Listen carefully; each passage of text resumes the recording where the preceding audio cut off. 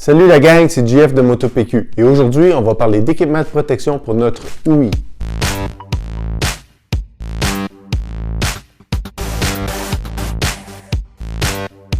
Il y a une blessure que la majorité des motocyclistes s'infligent à chacune de leurs sorties en moto, celle qu'ils font à leur audition.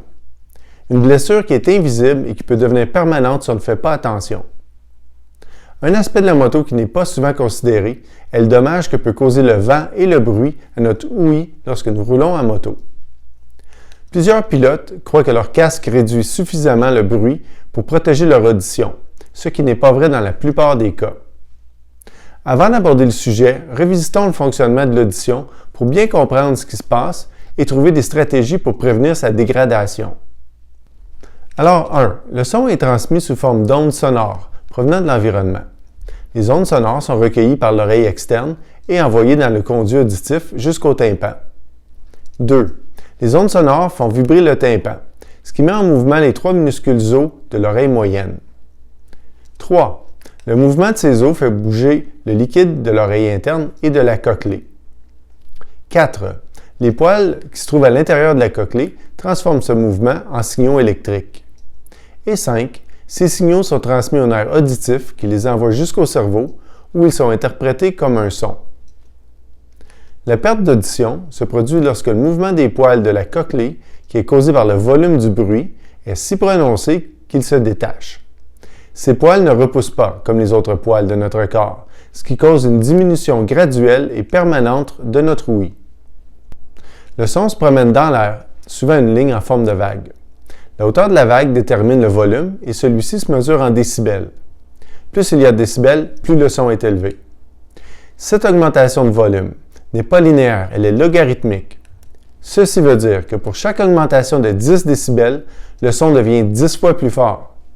Ceci est important car lorsque nous roulons en moto, nous nous exposons à un niveau de bruit qui peut facilement dépasser les 110 décibels, à une vitesse un peu plus sportive.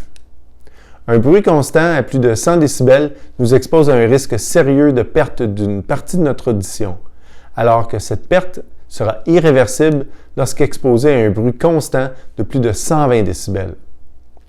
Dans notre contexte, seulement 15 minutes de moto roulant à une vitesse de 100 km/h nous expose à un risque de perte. À une vitesse de 120 km/h, il ne prendra que 7 minutes avant que notre ouïe soit affectée, et seulement 3 minutes sont nécessaires à une vitesse de 135 km/h pour causer des séquelles à long terme. Alors maintenant que nous comprenons mieux les impacts du bruit sur notre ouïe, il faut regarder ce qui les cause. Une moto produira environ 80 à 90 décibels au ralenti et plus de 100 décibels en accélération. Mais ce n'est pas le bruit du moteur qui est le plus dangereux pour notre ouïe, c'est le bruit du vent. À partir de 65 km/h, le bruit du vent devient plus fort que celui du moteur pour les pilotes. Cela est dû principalement au fait que le vent génère le bruit beaucoup plus près des oreilles. Alors regardons un exemple où le bruit du vent devient plus puissant que celui du moteur.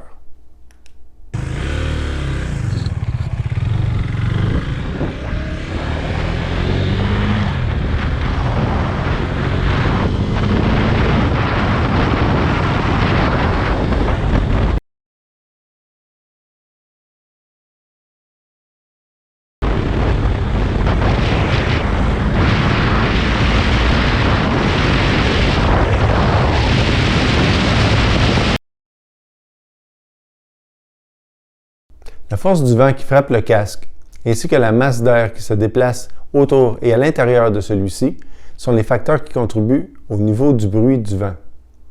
Il y a donc deux avenues possibles pour nous aider à protéger notre ouïe. 1. On peut réduire le bruit qui entre dans l'oreille. Et 2. On peut réduire la quantité et la force du vent qui frappe le casque, pour en réduire le bruit. La méthode la moins dispendieuse et la plus populaire pour réduire le niveau de bruit qui entre dans nos oreilles est d'utiliser des bouchons d'oreilles souples. Ils réduisent le niveau de bruit de 25 à 30 décibels, c'est-à-dire de 250 à 300 fois. Ils ne nous empêchent pas d'entendre les klaxons ou les sirènes qui seraient activés autour de nous. Les bouchons d'oreilles sont peu coûteux et peuvent être trouvés dans la plupart des pharmacies. Les bouchons d'oreilles en mousse sont jetables et épousent la forme de votre oreille. Les bouchons d'oreilles en caoutchouc ou en silicone sont lavables et réutilisables. Il y a aussi la solution des cache-oreilles qui peuvent s'insérer dans l'orifice des oreilles du casque. Il recouvre toute l'oreille externe et étouffe ou bloque complètement le bruit. La plupart sont ajustables. Ils peuvent être trouvés dans les magasins d'articles de sport en ligne. Faites une recherche Google pour Quiet Ride Muffs et vous en trouverez à partir de 90 $. Et finalement, il y a des casques qui sont dessinés spécifiquement pour réduire la quantité de bruit qui se rend jusqu'aux oreilles du pilote. Le Schuberth C3 Pro affiche qu'il atténue à 82 décibels le bruit du vent pour une motocyclette roulant à une vitesse de 100 km/h. Les casques modulaires sont souvent plus silencieux parce qu'ils peuvent réduire l'espace ouvert autour du cou. Puisque le devant du casque doit être ouvert pour le mettre ou l'enlever, ceci leur permet de se fermer plus près du cou et d'être mieux ajustés sous le menton. Pour ceux qui décident d'utiliser des appareils de communication, comme le Sena et le Cardo, il est important de noter que ces produits utilisent un système de petits haut-parleurs qui ajoute au bruit déjà existant du vent et du moteur.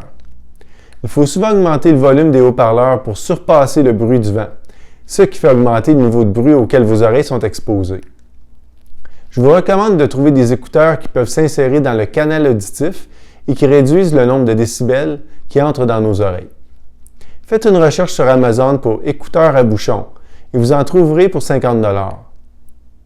Les communicateurs sont généralement conçus avec une entrée 3,5 mm qui accommode les écouteurs typiques. Il existe aussi des coupe-vents qui s'installent à la base du casque et qui empêchent le vent d'entrer par l'ouverture du cou. Ils utilisent le même principe que les casques modulaires, qui est de réduire l'ouverture autour du cou. Alors faites une recherche sur Amazon pour Windjammer 2 et vous le trouverez commençant à 25 $. Il faut aussi considérer que le choix de notre visière peut contribuer au niveau sonore. Une visière qui ne se scelle pas bien avec l'ouverture du casque peut contribuer au bruit en laissant passer plus d'air dans notre casque. Et finalement, il y a les facteurs liés à la moto elle-même. Est-ce qu'elle est munie d'un pare-brise? A-t-elle des carénages ou des fairings, comme on dit en anglais? Ces options réduisent le niveau de vent qui frappe la tête du pilote, aidant à réduire le bruit. Il y a également des positions sur votre moto qui diminuent la quantité d'air qui vous frappe à la tête. La position couchée est beaucoup plus efficace que celle assis droit. Si vous frappez une zone turbulente, il vaut mieux se pencher près du réservoir d'essence et réduire la résistance au vent. Et voilà, nous avons fait le tour du sujet. J'espère que cette vidéo t'aidera à faire les bons choix pour toi. Clique like si tu aimes ce genre de vidéo et encourage-moi en partageant ma vidéo avec tes amis. Laisse tes commentaires constructifs si tu veux contribuer à la discussion. Nous discuterons de la protection du corps dans mon prochain épisode, alors n'oublie pas de t'abonner si tu veux la voir apparaître lorsqu'elle sera prête. Prends soin de toi et on se revoit sur la route.